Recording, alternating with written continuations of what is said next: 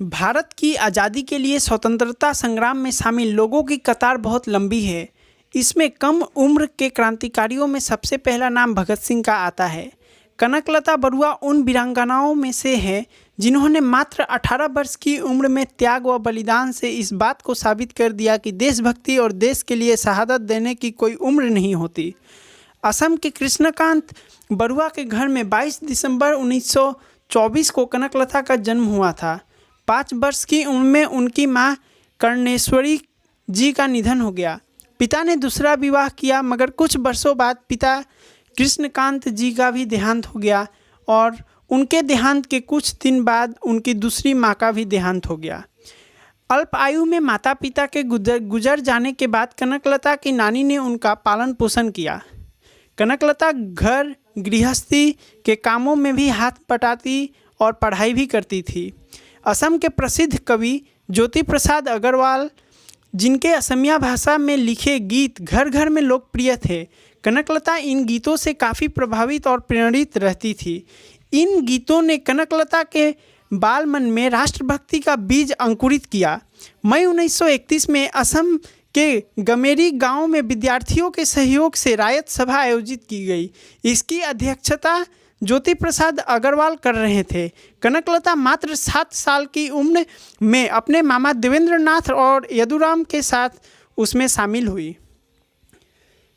बाद में इस सभा में भाग लेने वालों को राष्ट्रद्रोह के आरोप में बंदी बना लिया गया, जिसकी आग असम के चारों तरफ फैल गई। मुंबई में जब 8 अगस्त 1942 को अंग्रेजों भारत छोड़ो प्रस्ताव पारित हुआ, तब यह देश के कोने कोने में फैल गया। असम के शीर्ष नेताओं को जेल में डाल दिया गया। ज्योति प्रसाद अग्रवाल ने तब नेतृत्व संभालते हुए एक गुप्त सभा की, जिसमें 29 सितंबर 1942 को तेजपुर की कचहरी पर तिरंगा फहराने का निर्णय लिया गया। कनकलता की उम्र उस समय विवाह के योग्य हो चुकी थी। कनक ने विवाह की अपेक्षा भारत की आज़ादी को अधिक महत्वपूर्ण माना, क्योंकि उनको अपनी मंजिल मिल चुकी थी। आत्म बलिदानी जत्था थाने के करीब पहुंची, जिसके पीछे जुलूस के नारे गूंज रहे थे। उस जुलूस के सदस्य में कचहरी पर झंडा फहराने की होड़ सी मची हुई थी।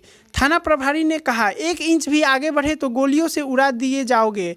कनकलता जैसे ही तिरंगा लेकर आगे बढ़ी, वैसे ही जुलूस पर गोलियों की बौछार कर दी गई। पहली गोली कनकलता की छाती पर लगी, जिसे बोगी कछारी नाम के सिपाही ने चलाई थी। दूसरी गोली मुकुंद काकोती को लगी, जिसकी तत्काल मृत्यु हो गई। इन दोनों की मृत्यु के बाद भी गोलियां चलती रही। इसका परिणाम यह हुआ कि हेमंतकांत बरुआ, खड़गेश्वर बरुआ, सुनीश्वर राजखोआ और भोला बरदलोई गंभीर रूप से घायल हो गए। उन युवकों के मन में स्वतंत्रता की अखंड ज्योति प्रज्वलित थी, जिसके कारण गोलियां की परवाह न करते हुए वे आगे बढ़ते गए। कनकलता गोली लगने पर गिर गई, किंतु उनके हाथों का तिरंगा झुका नहीं। उनकी साहस व बलिदान देखकर युवकों का जोश और भी बढ़ गया। कनकलता के हाथ से तिरंगा लेकर गोलियों के सामने सीना तान कर वीर बलिदानी युवक आगे बढ़ते गए। एक के बाद एक गिरते गए, किंतु झंडे को ना तो झुकने दिया और न ही गिरने दिया। उसे एक के बाद दूसरे हाथ में थामते गए और अंत में रामपति राजखोआ ने थाने पर झंडा फहरा दिया। शहीद मुकुंद काकोती के शव को तेजपुर नगर पालिका के कर्मचारियों ने गुप्त रूप से दाह संस्कार कर दिया। तमाम स्वतंत्रता सेनानी कनकलता के शव को अपने कंधे पर उठाकर उनके घर तक ले गए। उनका अंतिम संस्कार उनके अपने ही गांव बरंग बाड़ी में ही किया गया। कनकलता बरुआ का बलिदान और देश के लिए उनका संघर्ष इस रूप में याद किया जाना चाहिए कि देश के लिए देशभक्ति और अपना सब कुछ न्यौछावर करने के लिए न तो उम्र की कोई बाधा होती है और न ही उस परिवेश में बंदिशें होती हैं जिसमें आप पले बढ़े हैं। देश के लिए समर्पित एक जज्बा ही काफ़ी है अपना सब कुछ न्यौछावर करने के लिए।